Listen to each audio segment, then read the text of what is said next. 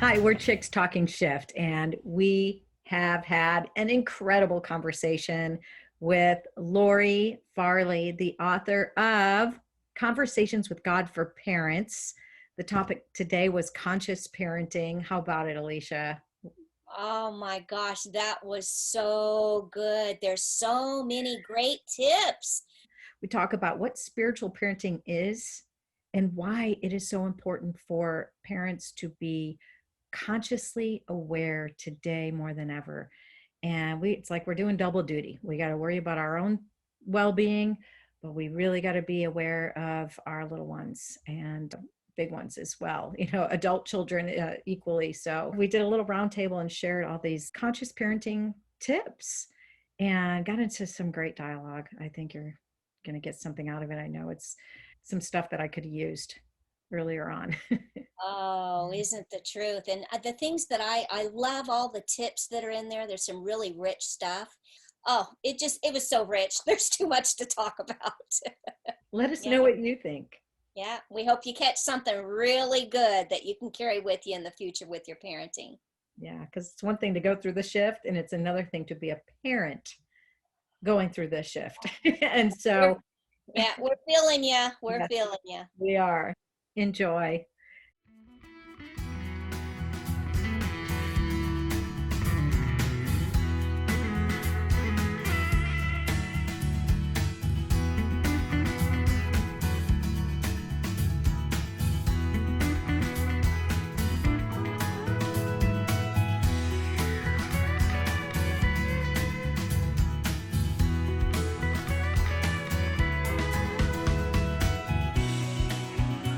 Hello, everybody, and welcome back to Chicks Talking Shift. I'm Angel Carlton. And I'm Alecia Rice.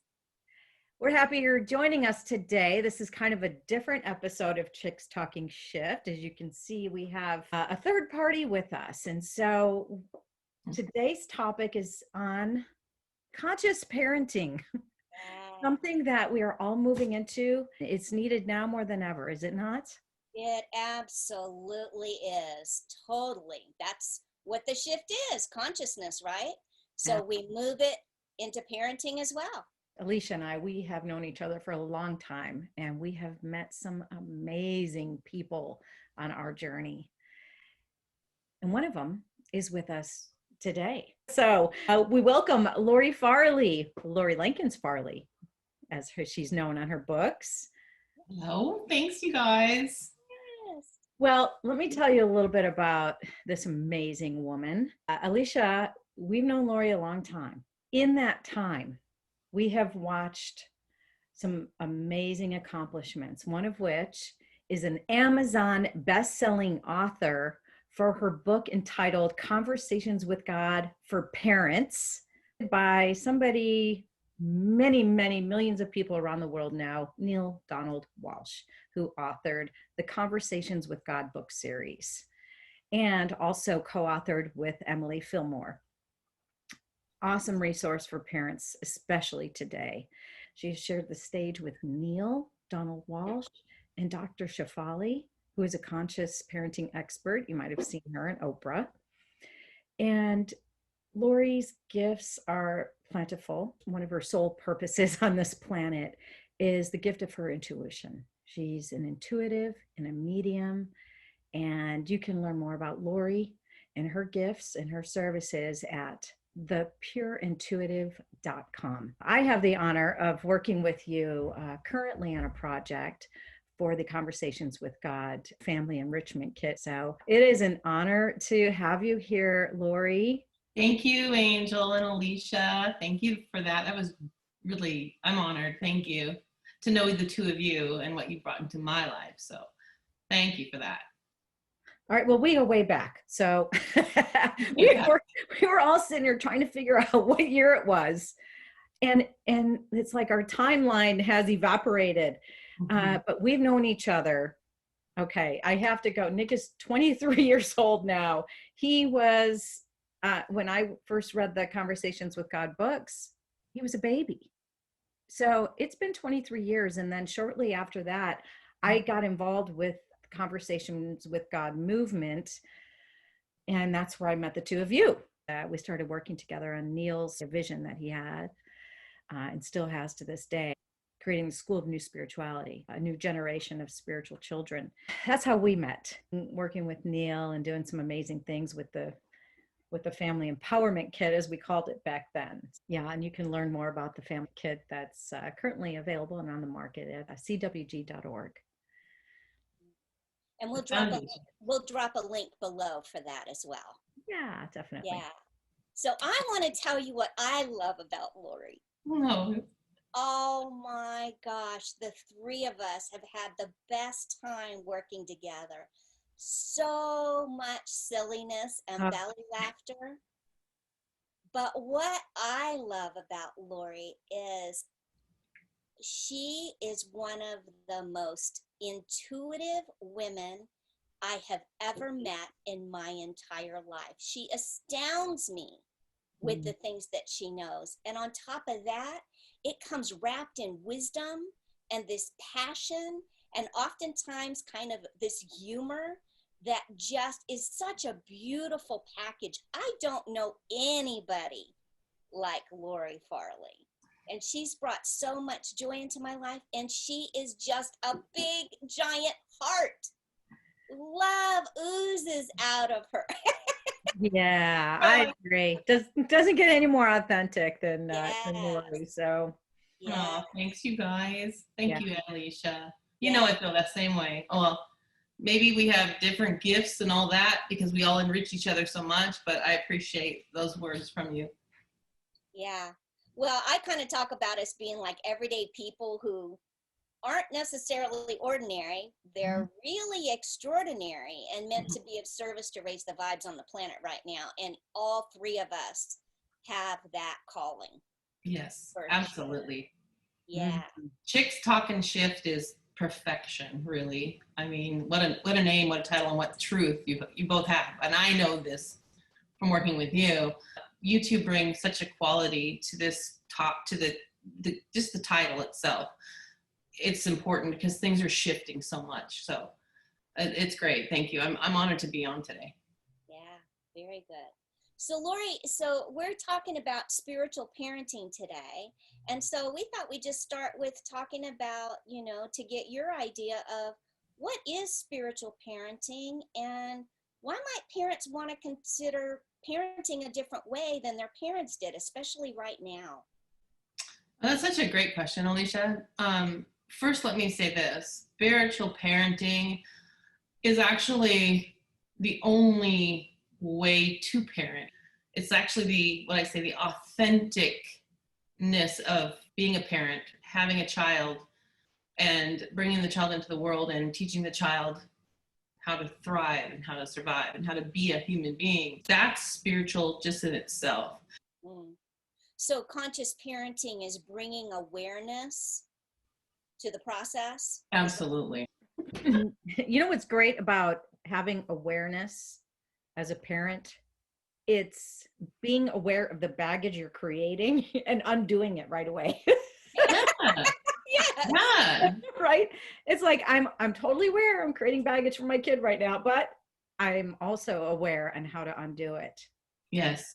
And that's been the process and the gift that awareness has brought me as a parent. It's like I know some of my choices are going to impact my child and mold him into who he is today and how he views the world. What you're talking about, Angel, makes me think of if we make a mistake, allow our children to see that, and we take responsibility for it rather than hide it with an anger or impatience. You're allowing them to see your humanness. Yeah, that you're not perfect, and then it allows them to feel more that way too. Yeah, you're giving them permission to be themselves and be their authentic selves. Yeah. Let's just talk briefly about what's happening in our world today. Life has changed. We are undergoing a massive shift. That has an impact on all of us as a human. And then there are the humans on the planet that are parenting another child. I mean, that's enough to deal with, right? Yes, absolutely. And now you're also responsible for another human being and upbringing them in this space. So Yeah. What is would you say would be like the biggest challenge that most parents can relate to with what they're going through right now? Well, I'm going to go back to what I said, and that's honestly emotions. Women are more emotional than men may say, but I know a lot of really emotional men. But when it comes to parenting, emotions are huge right now. There's so many emotions, fear, all of the natural emotions that I think we all must know, which Neil talks about in his book, and we talk about in I'll hold it up, in conversations about for parents. The 5 natural human emotions. I mean, there's anger, that's natural. So we as parents, we have to allow our emotions to shine through. And I mean shine through, because those emotions are to be acknowledged. And our children then are allowed to show their emotions, which are anger, fear, and envy. And here's the one thing that I love to talk about in this time, especially of the pandemic, no school, all of the things, right? A child isn't allowed to really envy right now because of financial issues going on, because of whatever, all the stuff going on emotionally inside parents. Great point. 5 natural emotions. We have it listed in the Conversations with God Family Enrichment Kit as well, because it is such a huge part of becoming more conscious as a parent in their emotional state. I couldn't agree more. The envy, and the opposite of the envy is jealousy. And so envy's okay. Jealousy's fear-based. And so if they're not allowed, not to cut you off, I'm sorry, Angel, but if they're not allowed to envy, which is what I'm seeing so much of, then they become, that's where jealousy comes in, which most people can relate to jealousy more than they can to envy. You know what I mean? Right. Yeah. It's Well, a part of myself. I think where I end up landing kind of between envy and jealousy, what I told my daughter growing up is there's nothing wrong with envy. And as you say, envy is an admiration. It's when you see that, oh, she is something that I would like to be. It's something to aspire to, where jealousy is, I don't want you to have that thing because I don't have it either. That's a negative emotion. And so that's always kind of how I've drawn the distinction for myself and my daughter about the difference between envy and jealousy. Envy is, I'm super happy that you have everything that you have and that you're doing what you do. And boy, would I like to borrow a little bit more and have a little bit more of that in my life. And jealousy is, I wish that you didn't have it because I don't have it. Totally different kind of, it's an emotion that goes with it, right? Exactly. Our children are not taught how to grieve, and that's where I want to say about, if they lose a blanket at a very young age and parents just don't understand it's a blanket, or a friend moves out of the school district but is within 10 minutes, to them it's might as well be to another country, because it's like devastating. And parents, we don't grasp that concept of the grief that they may be having about that. It doesn't have to be death, but to them it's a type of death. And so there again, parenting consciously through this time, being able to share the grief and that grief and that and naturally do that, so that they don't turn it to an unnatural emotion, which becomes depression. So the consequences to not being able to show the natural human emotions can really be devastating. So when I hear you say that, it sounds like what you're saying is allow, make it okay, allow them to have the emotions that they're having, even if they're uncomfortable, and give a little bit of difficulty. Would you mind just real quickly just running down the list of what the 5 emotions are? I will. Okay. Fear, love, and so fear, love, envy, anger, and grief. Yeah. Those are the 5 natural emotions that every human being really has to feel, because the opposite of love, if you're not able to show your love, can be control. The opposite of grief, if you can't grieve, is depression, sadness. The opposite of fear is panic. Envy is jealousy, which we went through. Grief turns into depression. Love turns into possession. And so when I hear you say, kind of going back to what you said earlier, is that it's not just about allowing the children to express what their natural emotions are in a healthy way, but also modeling that for them, embodying that yourself so they can see even what it looks like through a more mature person, and making it okay by, like you said earlier, admitting when you're angry, or admitting when you're hurt, or admitting when you're afraid, or admitting, gosh, I'm doing this parenting thing, I don't have all the answers, and even stepping in sometime and saying, hey, I'm not really sure about this. What do you think? And it's really kind of opening the gates of, this is an exchange. Just because I've got more years on the planet doesn't mean that you don't necessarily have something to teach me, or something positive to bring to the table for adults. Absolutely. Often what happens is the culture conditions us out of our emotions, male and female, at a very young age.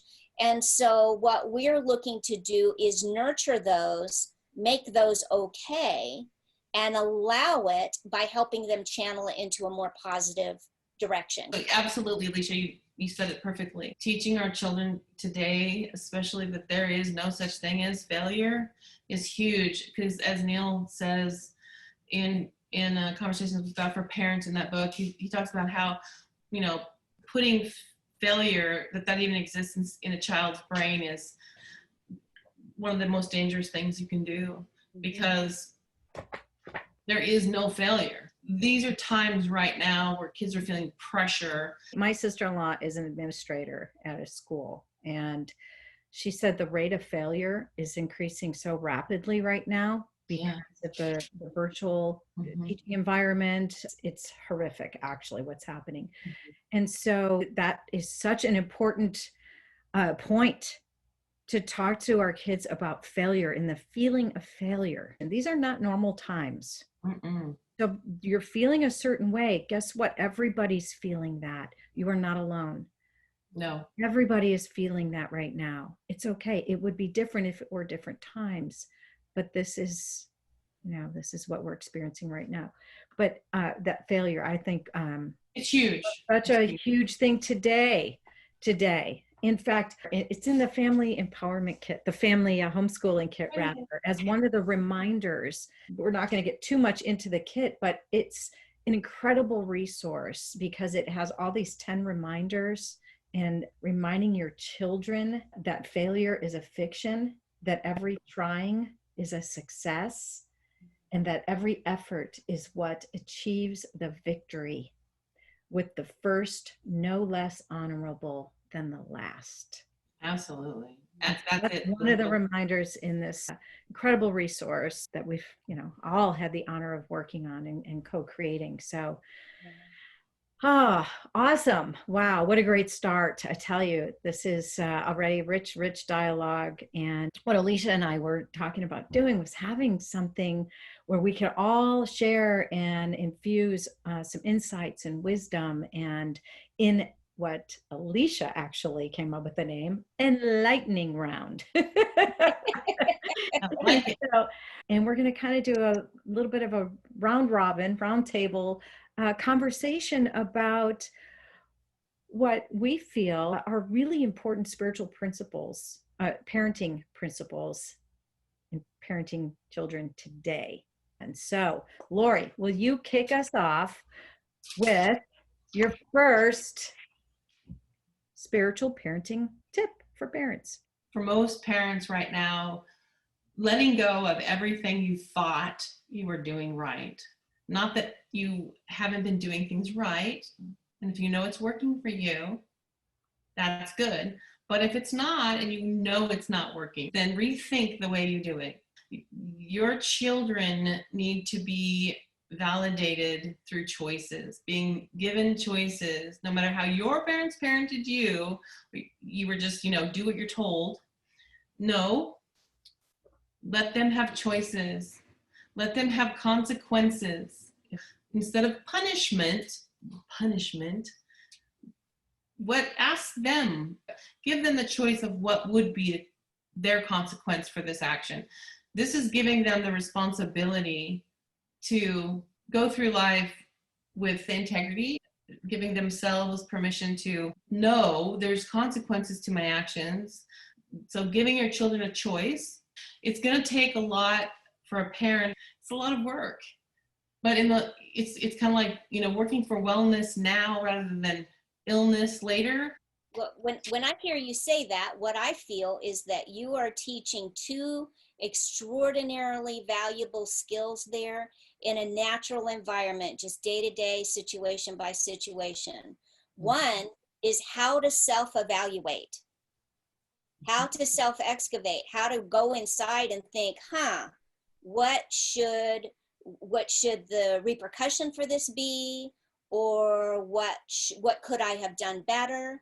And I did the same thing, Laurie, with my daughter. And so there were times when I would say, so what do you think the repercussion could be? And what I found is it helped her kind of check in inside and like, what does that feel like? And oftentimes the repercussion would be more drastic coming from her than what I necessarily would have done. Absolutely. Yeah. And in our household, being having a trainer or a leadership facilitator as a mom, I got the old flip chart out.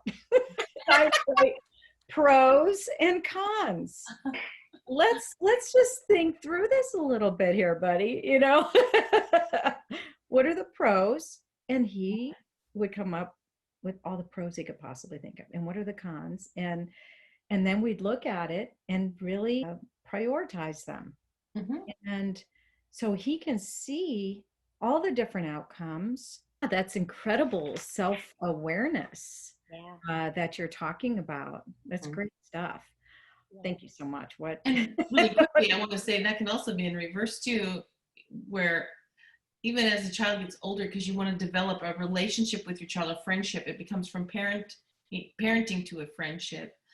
And that's like one of the greatest loves of my life right now, is that I have two boys that are my friends that love to talk with me and vice versa. And I want that for every parent. I really do.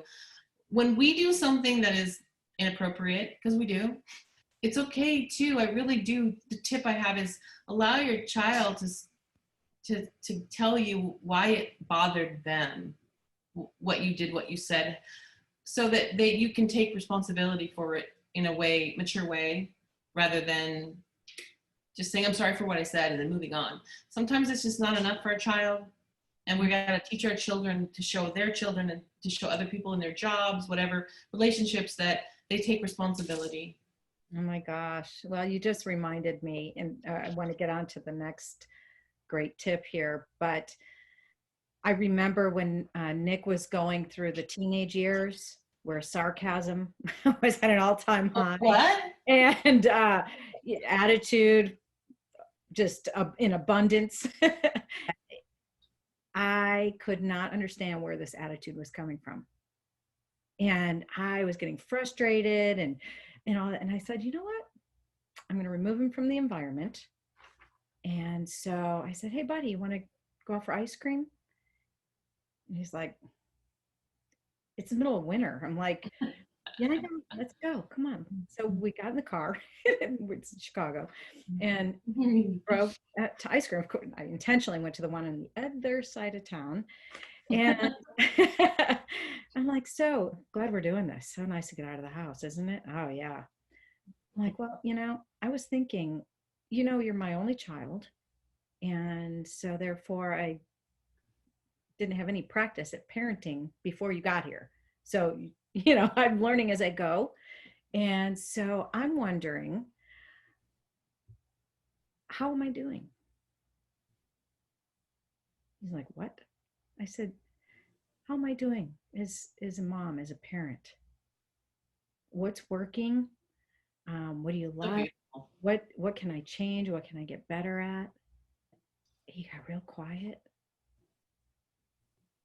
And he said, well, like when, you tell me to take the garbage out and then it's not done like that second, and then you get mad and you end up doing it. That makes me feel bad that you end up doing it when I was going to do it.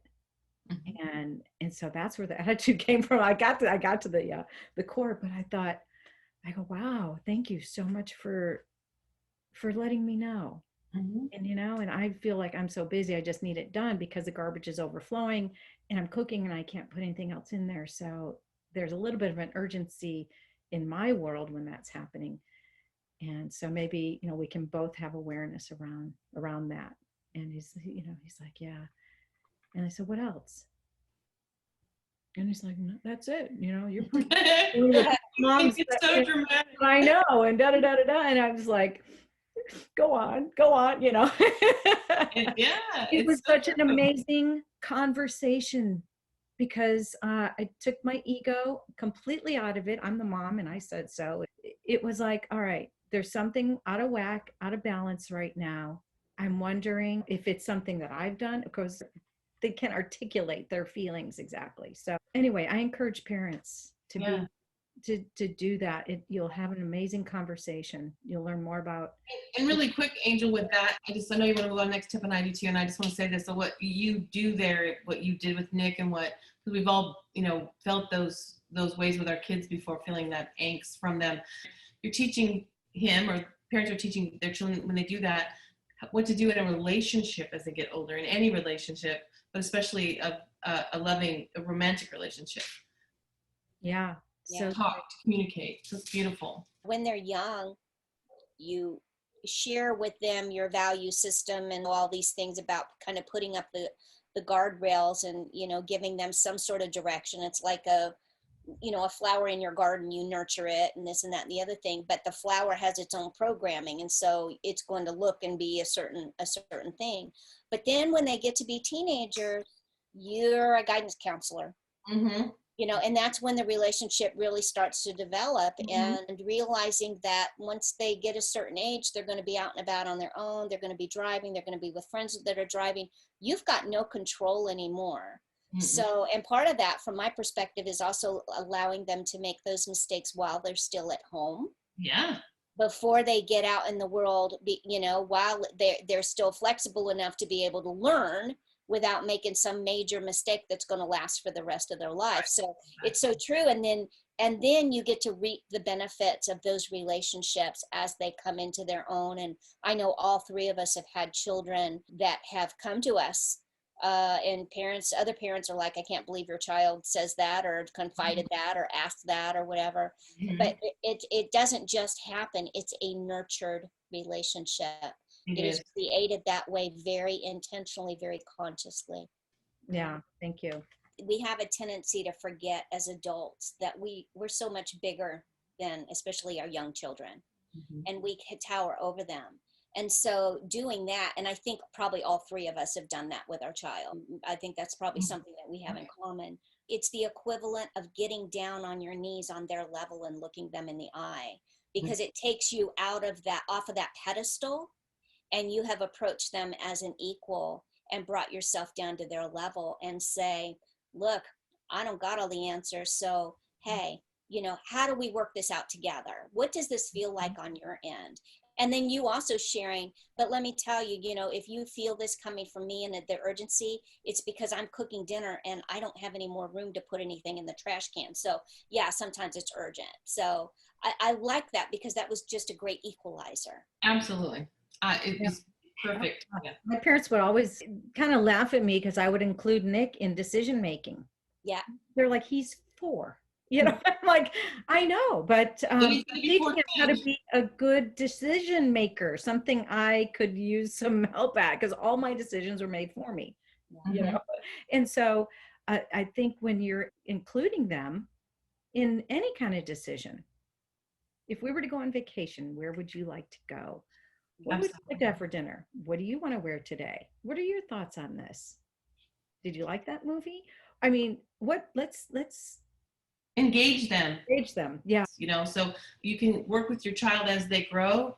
And that's where I think you start to create a relationship other than parenting, and you become friends. Beautiful. Great. Well, it's what we talk about a lot, is the fact that when they're really young, we're putting all of the things, well, that's part of the old paradigm, right? Is that we're constantly putting things into the children. instead of approaching them as if they have their own wisdom and drawing that out of them. It's just a beautiful way of acknowledging them as souls, timeless souls, and realizing that they have something that they bring to the table too, because I learned as much from my daughter, if not more, from her than what she did from me.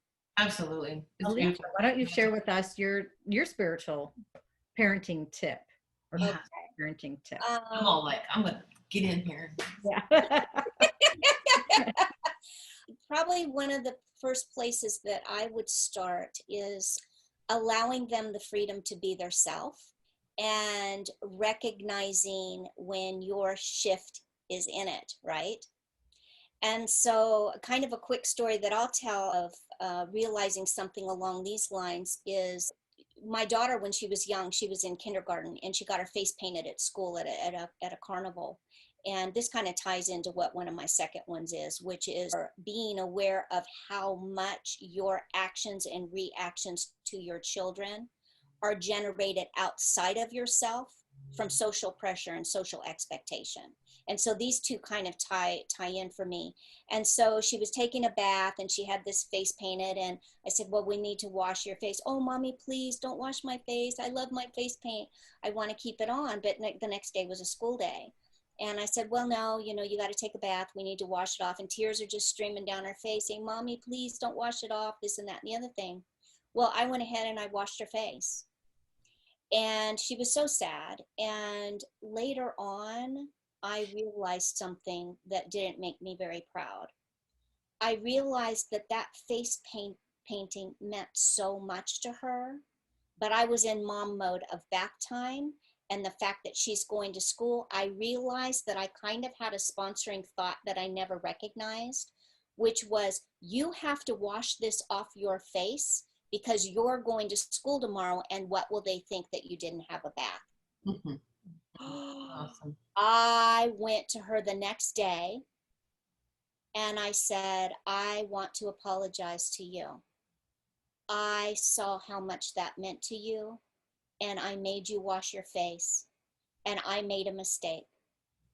I did it because I was worried of what the teacher would think, that you went to school with crusted, face paint on your face, and that you didn't have a bath. And that was the wrong reason to do that. I am really sorry, and I'm sorry that it hurt your feelings that way. So I think that's a really big one, about paying attention to what your drivers are internally, because oftentimes we're making decisions for our children that are really based in our shift. Mm-hmm. And it's based on things that are unhealed about us or external worries about what other people will think. And it's really not about the parenting or what the child needs to do at all. And I think that's conscious, right? Mm-hmm. That's conscious parenting. That's conscious parenting. Even if the awareness only doesn't come until after. And that's what you were saying earlier, Laurie, was not being, and also you, Angel, of not being the parent on the pedestal, but coming to them as another human and saying, even if it's not in the moment, of saying, you know what, I've thought about this, and I realized that that really wasn't the right way to do that, and I'm sorry. And in the future, I think that I'm going to try this. It also helps them hold you accountable to what you say is important to you. Absolutely. And communication again.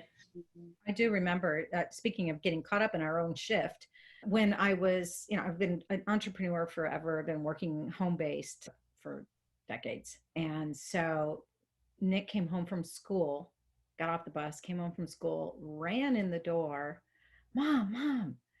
And I was just finishing an email.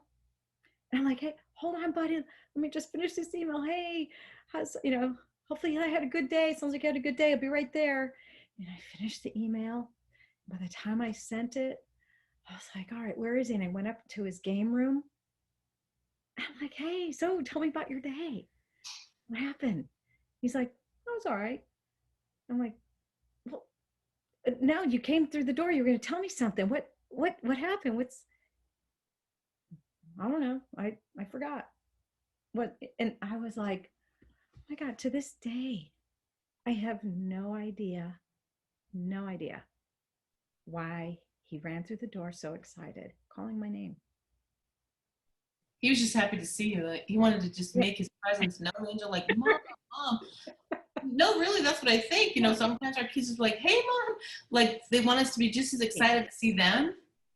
And when we were no, he had moved on to his video game or whatever, and because he knew he can take a break after school. He had breaks, and so he had moved on. Like and it was just, I'm like, I will never ever do that again. That moment was too precious, and I just vowed to myself that I will be present for him. There's nothing more important. Well, and Angel, you saying that triggered a memory, a really strong memory, because I can tell that's really strong in you.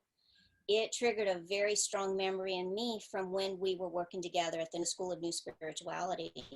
And we were doing events and stuff, and it would get close to event time, and there was kind of a crunch and that sort of thing. And I'd be in my study, I'd be on my computer, and I remember very clearly my daughter coming in. She was probably maybe in 5th or 6th grade. And she came in with that excitement, like you say, and I was right in the middle of something, and I had my train of thought. And I learned pretty early on that the acknowledgement that they wanted or needed something or needed my attention was very important. And so what I learned pretty quickly was at least to acknowledge and say, I see that, that you need me. Give me 10 minutes or give me 5 minutes, and then stick to that, not a half hour later, stick to that, so that they knew that they could count on it. And I did that. But what I didn't realize at the time was when I went back, that exuberance was gone. And that window of opportunity with especially the younger ones opens and closes very, very quickly. And so what I learned is to pay attention when that window of opportunity opens and take advantage of it in that moment. Because if you don't, often that window closes, and like Angel, you will sit and you will wonder from then on what was so important, because they're so in the moment that 10 minutes later they're on to something else. And that was a really big one for me too, Angel. Yeah. And it was when we were working together. I remember very clearly. Yeah. And the next thing you know, they're out of the house and they're adults. Yes. And you don't have those moments anymore. There's not a parent on the planet, I can't imagine, that doesn't have regrets. So it's like that's part of what we sign up for. It is an evolution. It's a growing process for us as much as it is for our children. That brings us to my spiritual conscious parenting tip, and it's very much in alignment with what we're talking about, and that is to make sure that my child heard the word yes more than he ever would hear the word no. Beautiful. Yes. I had to do some rephrasing, and I had to, but I grew up Italian Catholic, very strict environment with 3 brothers. I was the only girl. And so I had a lot of limitations, very little freedom, curfew, most of the time in which Angel's a tough name to live up to, let me tell you. But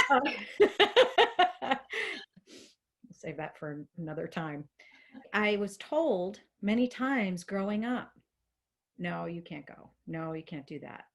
No, you shouldn't do that. With Nick, I realized a lot of those times there was no reason to say no. It was their own fears that caused them to say no, or how they were brought up, their upbringing, old school. I loved saying yes to my son. I loved just giving him permission and freedom. Yes. And it's not like he would ask for anything unreasonable, but I always said yes. And then, at times you do have to say no. I mean, no is usually an answer occasionally. So when that occurred, I'm going back to what you said in the very beginning, Laurie. I asked him. I don't know how to answer that, buddy. I mean, what would you do if you were the parent, if you were the dad, and your 7-year-old was asking you that? I mean, what do you think is the right thing? And he would always know the truth, and then not ask again. Like, it was that simple. I never had to say no. We talk about it and you open this dialogue up so they understand Mhm. and they, can problem solve themselves. And you know what you give a child too with that angel, with that tip? Is trust. You've got to trust your children. And Trust, they don't develop self-doubt. Mhm. Like I can't do that, or no, I shouldn't do that, or any hesitation when making a decision. It's a confidence that comes with yes. Mhm. Yes, you can. And a trust. Yes, of course you can. And I see that in my son. He really feels like he can do anything. And so that's my tip. So It's, Laurie, it's let's a good tip. That's a good one. Yeah. That's a good one. They're all really good. Just real quick too, I just want to say that I wrote a book called with Emily called Parenting Through Divinity as well. So there's those resources, and I think it's a beautiful thing because parents are having a hard time finding resources right now because they don't have the school resources like they did before. So I think the stories, I think the tips, and I think the resources are so important right now. I really do. We could say it's because no one's trying to, we aren't trying to tell you what to do with your children. We're giving you tips. ours is merely another way, not the only way. In the famous words of Neil Donald. Right? It's just another way. And that's all that, Alecia and I are doing on Chicks Talking Shift is just providing perspective. Hey, if you looked at it this way, if you look, we're choosing to have some fun through this shift because it's not fun. And if we can have a few laughs and lighten the load a little bit, let's do it, so. And I think that's a good tip, Angel. You just gave a great tip. Do that with your children. Lighten up with your children. We'll probably have time for one more tip each. Laurie, what's another spiritual tip that you would? I really was going to say it's about listening. So listening to your children when you really don't think you don't have the time, which I believe we covered. So when our children want to tell us a story or tell us about something and they're not making much sense at all, we don't really listen. We go, oh, that's really good. Oh, that's nice. Oh, good. I'm glad. Okay. Who? Oh, yeah. Okay. We don't listen to the story, which I'm finding so exciting with my granddaughter. To listen to them talk about stuff that makes to me, no sense whatsoever. But to them, it's the whole world. Listening and creating a minute with your child to really listen to their story is huge. That's all I'm going to say. That's the other tip. Listening when we don't have the time. That's what Alecia always says. Just be present. Be present. Yeah. Fully. Well, I think we covered it. That was my other tip. Yeah. And see them. Listen and see them. Because when you're listening to them, you truly see them. And what human adult, doesn't want to be seen? And if we can give our children that experience of being seen, that feeling of being seen, it's extremely empowering. The need to be heard and seen, it can destroy you, right? But it comes from not being heard, not being seen and heard when you're a child. Parents that are dealing with a child who seems challenging, over, too needy or too out of control, if they stop for a minute and really think about it, it's probably because they're not hearing and not seeing their child. But if you stop and really put your energy 5 minutes a day to just see and hear your child, you will stop that behavior a lot of the time, and it will stop them from growing up to be narcissistic. It'll stop them from being, needing so much attention that, they can't get a good relationship. They can't get a good job because everything's, it's about me, me, me, me, me. It's so valuable to give your child time and to listen. Yeah. And the fact that they know what true presence feels like. Mm-hmm. It's not just having them in front of you and looking around or looking away while they're telling you the story or whatever. It's the eye contact. It's the presence. They can feel your presence in your body. Mm-hmm. And they know, they can see behind your eyes if you're thinking about other things and you're not really listening to so I think that's extraordinarily important. Good one. So I'd say my last tip goes back to, I kind of smushed my tips together, allowing them the freedom to be themselves, because they are souls that came to the planet with their own purpose and their own mission. They're not here to fulfill the wishes and the dreams and the desires that we didn't get to fulfill. And so part of that is watching for their prompts. It's what we were talking about earlier, right? Is that kind of the old paradigm parenting, from my perspective, is the putting in this, let me tell you how you're going to be and what you're going to do and how you're going to do it.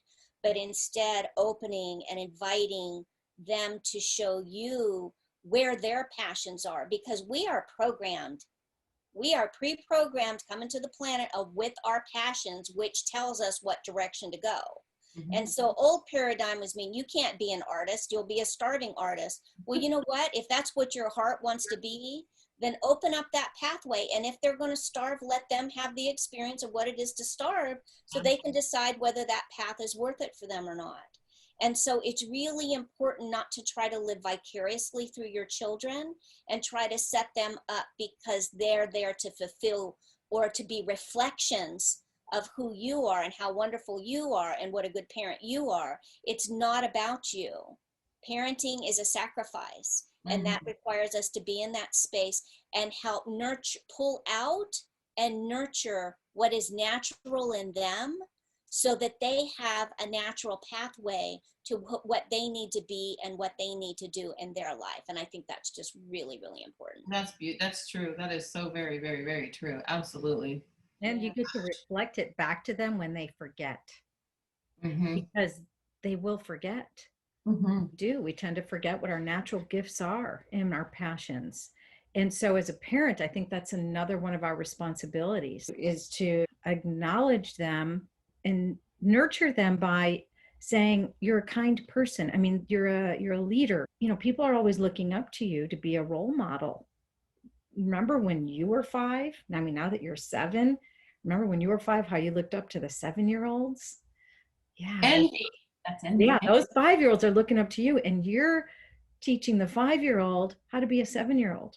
And so I would notice that he was consciously aware of how he behaved in front of other kids and interacted with the young kids as a leader, because I nurtured that in him. I saw that. I saw he was kind of a peacemaker kind of kid, you know, play groups and stuff. Didn't want anybody to argue over a toy or anything.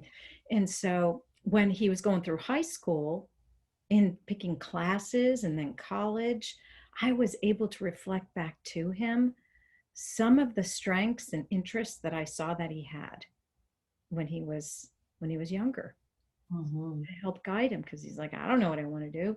And so, Alecia, that's an awesome tip, to nurture the gifts, to acknowledge them, to have that awareness. Again, that's what we're talking about. Conscious parenting is all about the awareness. And really, when we're acknowledging them and we're validating them, the doing, the things that they're able to do, that's fine. You're a good athlete, this and that and the other thing. But it's key of what you said of saying you're kind.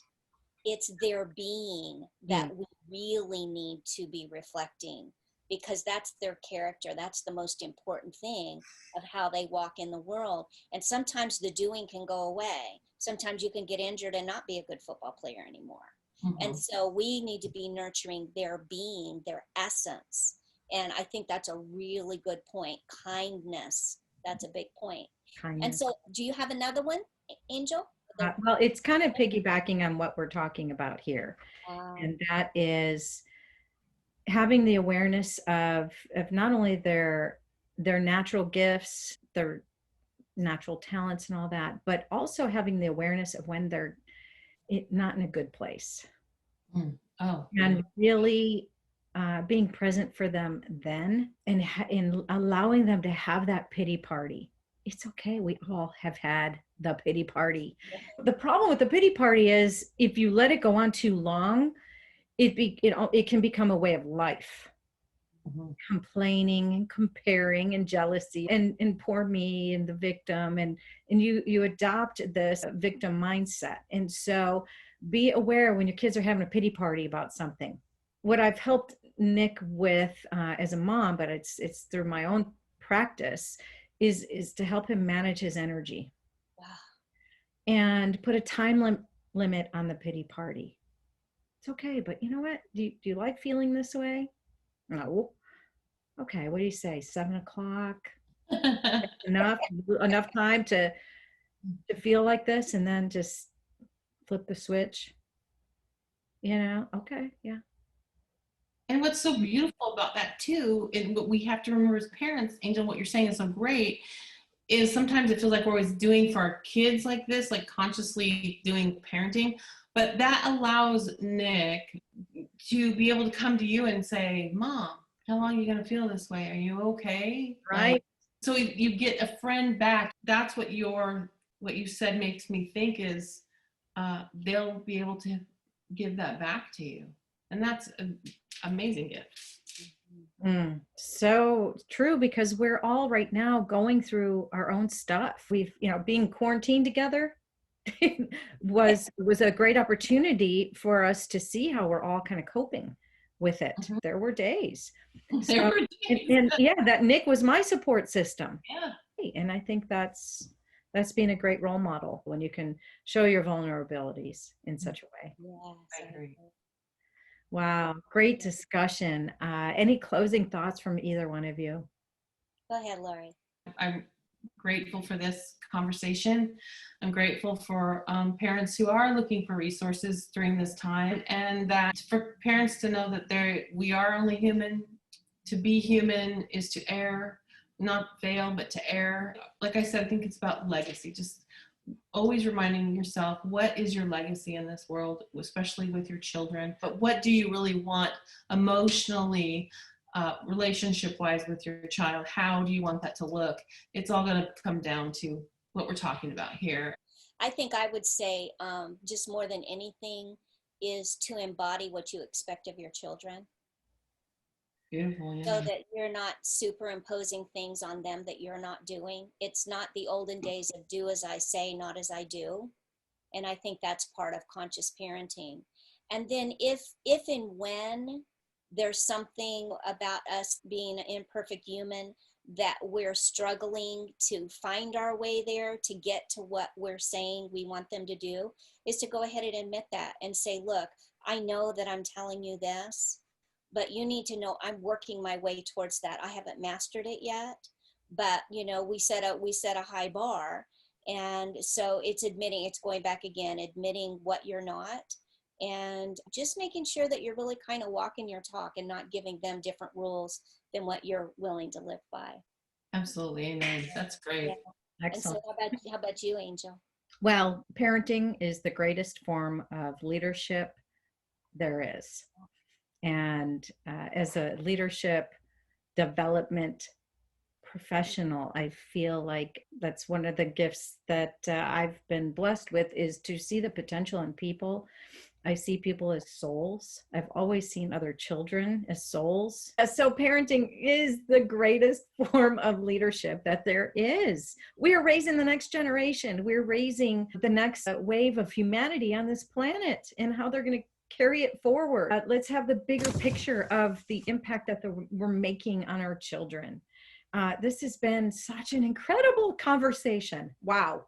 How I could have used some of this stuff way back when. And I'll just do a quick recap from the notes that I've taken. Laurie explained what spiritual parenting is, why it's so important, and that is really having that emotional connection with our children.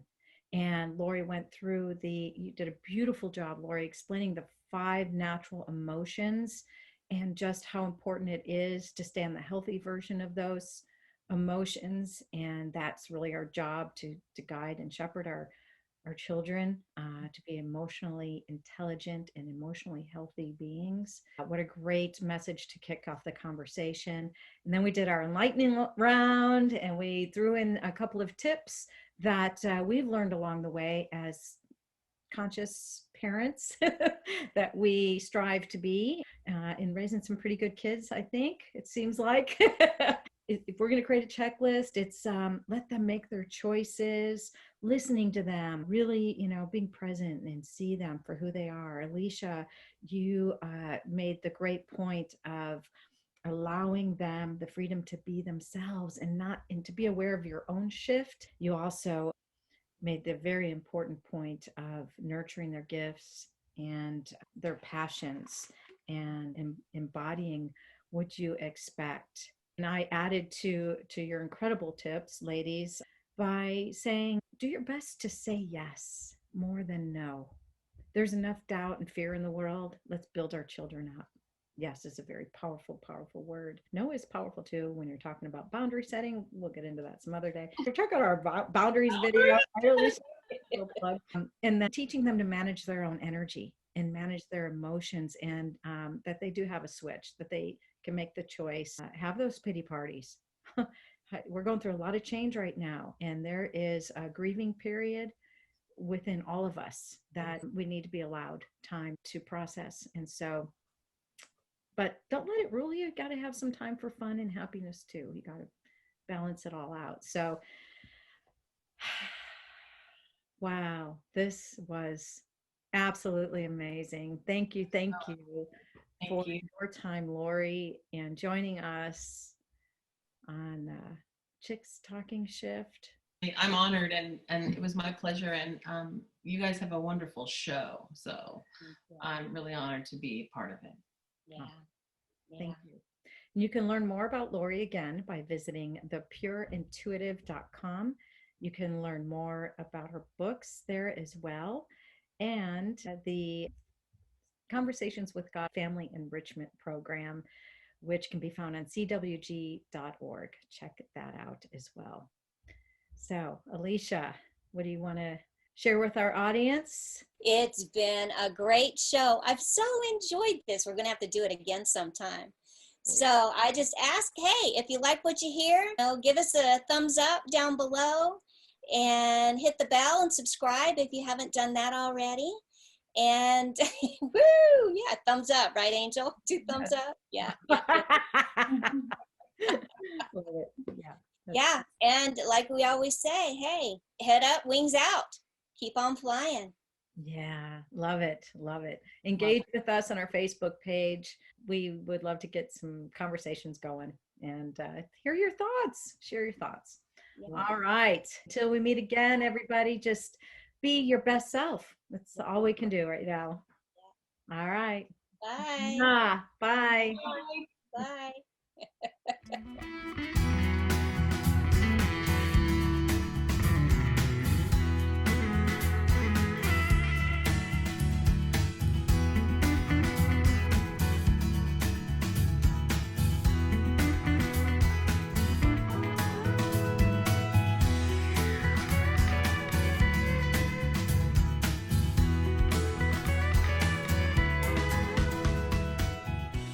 This is just making me so giddy. Chicks Talking Shift looks fabulous. Yeah. It's a shift show, baby. It's a shift show. I'm trying to see my we don't know what does my set look different? I think it's your chair is a little bit. My set is my kitchen light. my set. We're taking this a little too seriously. Hey? I don't have a looking set. What are you talking about?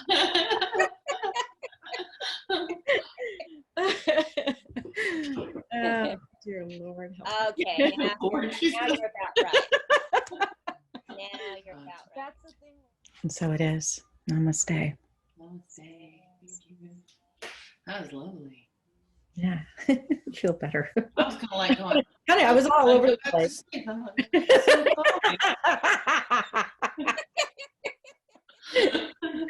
Laurie? Oh, yeah. What? That would be very dangerous. Yes, it would be. All right. Indeed. What's your tag say there, Miss?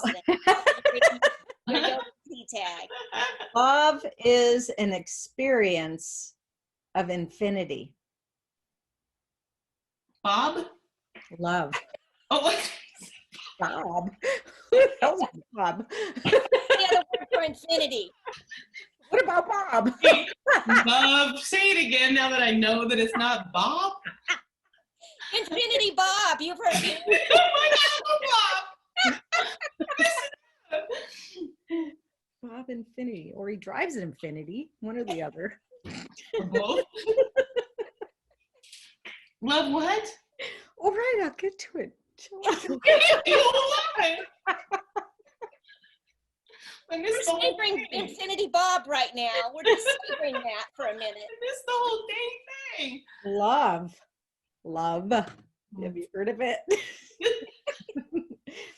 Is an experience of infinity. Oh, Gotcha. Absolutely. Yes, It's we in our love- DNA. I totally believe that. And science is starting to prove that.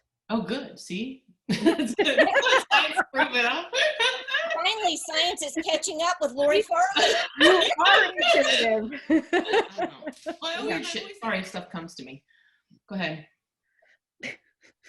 Well, What is it that's what we that love about you, though, Laurie, because weird shit comes to you, and weird shit comes? We like weird shit. we do. Okay, cool. We'll drink it. Yeah. Yeah.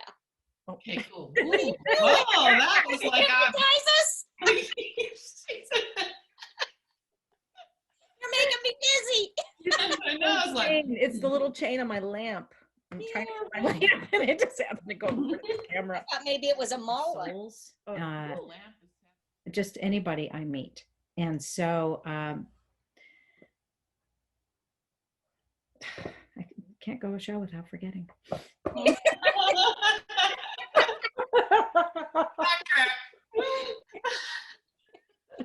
Still old age. We're getting older. It is. That's what I keep telling her. Totally acceptable. Okay. It's hormones, and for me, postmenopause. Yeah, mine too. I'm like, what?